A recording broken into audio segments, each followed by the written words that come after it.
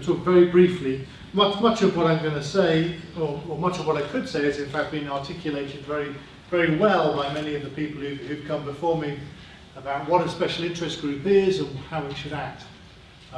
So I'll just talk very briefly. I just have the one slide basically. What's a metamaterial? For those of you who are familiar, you could view this as a modernized version of what we used to call composite materials. We wish to design materials that have properties that perhaps are unknown to nature. We might wish to design materials that have an effective negative mass. We might want to design special materials that could act as seismic shields or in acoustic cloaks or acoustic carpets so that we can hide things or redirect sound around things. We want to design the materials of the future. And to some extent, the field of metamaterials is a relatively new one. It was initiated, one could argue when it was initiated, but it was roughly initiated in around the year 2000. And in fact, many of the scientists who did this were based in the UK. So to some extent, we do have a first mover advantage. Historically, it was based in electromagnetics. And in fact, unfortunately, many of the actual commercialization has been done not in the UK.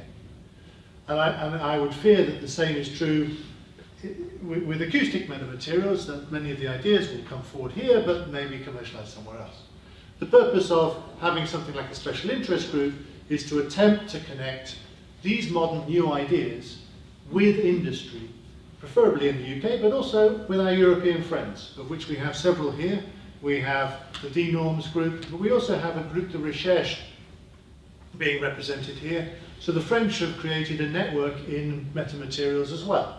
It's called a group de recherche, and in fact this special interest group in metamaterials will be sharing a conference with that GDA, and later on over lunch I will be handing out some flyers. So I'm going to do some advertising already. In July, on the 9th and 11th, we will be, from the 9th to the 11th, we will have a joint Acoustics Metamaterials meeting with the group de recherche from France. So we will view metamaterials, acoustic metamaterials in a very broad sense. This will include vibration as in elastic metamaterials, and that will connect naturally with the SIG in non-destructive evaluation, for instance. Also there will be natural connections through with the SIGs in physical acoustics and indeed underwater acoustics. So I would hope that the special interest group that we form would collaborate internationally through the links we already have, bring in industry so that we can help transfer the best, newest ideas as rapidly and sensibly as we can to industry, that we can collectively work together to build things such as large-scale grants. The groupings in metamaterials around the country are growing. It's a relatively new subject, and we'd very much like to see this come together so that our students get the best possible training.